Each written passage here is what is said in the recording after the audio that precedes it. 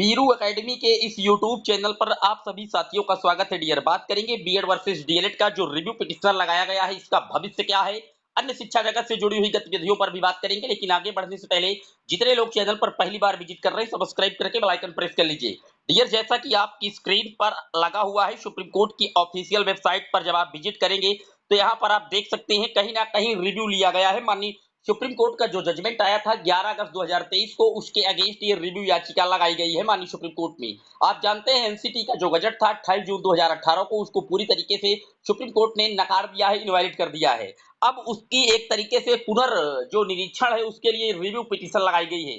लेकिन मैंने आपको पहले बताया था कि जो रिव्यू लगाने का टाइम ऑफ पीरियड है वो 30 दिन के अंदर होता है, लेकिन वो नॉर्मली कंडीशंस होती है। स्पेशल कंडीशन में आप ये रिव्यू 90 दिन के अंदर भी कहीं ना कहीं फाइल कर सकते हैं, यहाँ पर आप देख सकते हैं। लेकिन उसके लिए आपको रीजन बताना होगा कि आखिरकार आपने 1 महीने यानी कि 30 दिन के अंदर रिव्यू क्यों नहीं लिया था। तो यहाँ पर आप देख सकते हैं देवेश शर्मा जी के द्वारा रिव्यू लिया गया है और यहाँ पर कंडोनेंसेस लिखा गया है, यानी कि क्षमा करें, हमसे गलती हुई है या किस रीजन की वजह से हमने 30 दिन के अंदर रिव्यू नहीं लिया, वो पूरी तरीके से यहाँ पर मेंशन किया गया है। कल ही ये काउंटर किया गया है, कल लगाया गया है। अब चूंकि आप जानते हैं कि स्पेशल कोई मामला रहा होगा तभी 30 दिन के अंदर नहीं लगाया गया।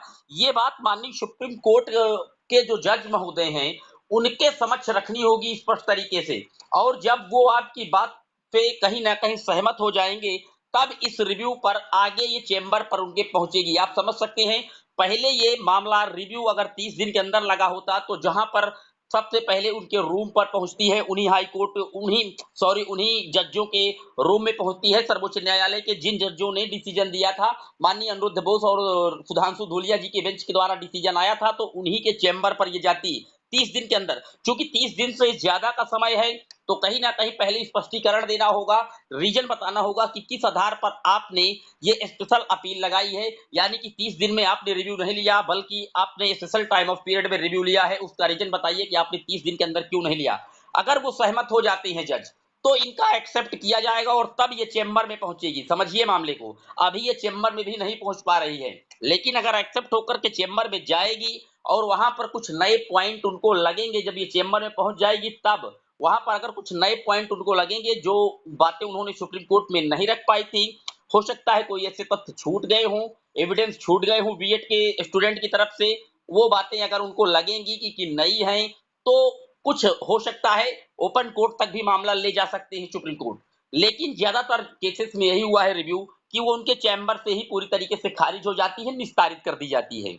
तो अभी मैं आपको बता दूं, अभी रिव्यू पर पहले स्पष्ट होना होगा सुप्रीम कोर्ट के जजों को कि आखिरकार 30 दिन के अंदर जो इन्होंने नहीं लगाया, जो ये रीजन देंगे, रीजन इन्होंने यहाँ पर लगाया होगा, आखिरकार बताया होगा कि हमारी तबीयत नहीं सही थी या हमारे पास आर्थिक रूप से अभाव था, इसलिए हम रिव्यू लेने में 30 दिन में समर्थ नहीं हुए। इस तरीके के रीजन बताएंगे। अगर वो रीजन एक्सेप्ट हो जाएगा तो ये रिट जो है रिव्यू की जो फाइल है वो माननीय कोर्ट के चैम्बर तक जाएगी, और कोई नया अगर एविडेंस लगा होगा बीएड का तो ओपन कोर्ट पर मामला सुना जाएगा। ओपन कोर्ट आप जानते हैं कि सबके समक्ष जहां पर अदालत चलती है और जज और एडवोकेट आमने सामने होते हैं, वहां उसको ओपन कोर्ट कहते हैं। लेकिन अगर कोई नया साक्ष्य नहीं मिलता तो फिर चैम्बर से ही ये लोग खारिज कर देते हैं, और उम्मीदें काफी ज्यादा हैं। आप जानते हैं 100 में 99% जो रिव्यू होती है वो किसी भी मैटर्स की हो, वो पूरी तरीके से ज्यादातर खारिज ही हो जाती हैं। लेकिन चूंकि देवेश शर्मा ने एक स्टेप ये भी कहा है कि अगर ये हमारी रिव्यू खारिज हो जाएगी तो उसके बाद वाला हम स्टेप बढ़ाएंगे। आप जानते हैं कि एरोटिव पिटिशंस की ये बात कर रहे हैं, उससे क्या होगा, उससे पूरी जो मैटर्स है ये एक लार्जेस्ट बेंच को ट्रांसफर कर दी जाती है। जब लगता है कि लार्जेस्ट बेंच को ट्रांसफर करने लायक है ये मामला, तो लार्जेस्ट बेंच को ट्रांसफर की जाती है और पुनः पूरी नए तरीके से उस केस को एक बार शुरुआत से लेकर के एंड तक जो संवैधानिक पीठ आती है वो पुनः पूरा एनालिसिस करती है और उसके बाद जो डिसीजन है वो दे देती है। अंतिम प्रयास होता है, उसके बाद सारे रास्ते बंद हो जाते हैं।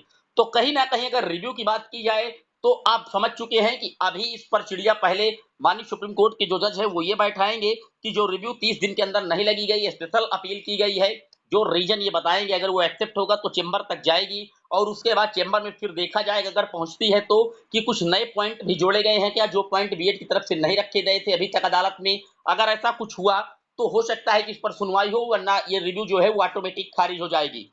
बात कर लेते हैं अगली अपडेट की। तो अगली अपडेट डियर आप जानते हैं कि आज 17 सितंबर है और आज देश के जो प्रधानमंत्री हैं श्री नरेंद्र मोदी जी उनका जन्म दिवस है। और उनके जन्म दिवस को हर बार आप जानते हैं कि बेरोजगार दिवस के रूप में जो अभ्यर्थी हैं वो लगातार मनाते हैं।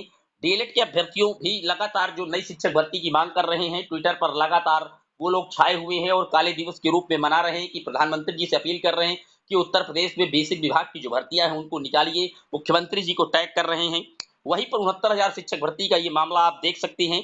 आरक्षण घोटालों के रूप में प्रधानमंत्री का जो जन्मदिन है वो पिछड़ा दलित मोर्चा मना रहा है और इसी तर्ज पर जो बीएड के स्टूडेंट हैं वो भी कहीं ना कहीं आप कह सकते हैं कि पीआरटी लेवल में आने के लिए ट्विटर पर कैंपेन कर रहे हैं।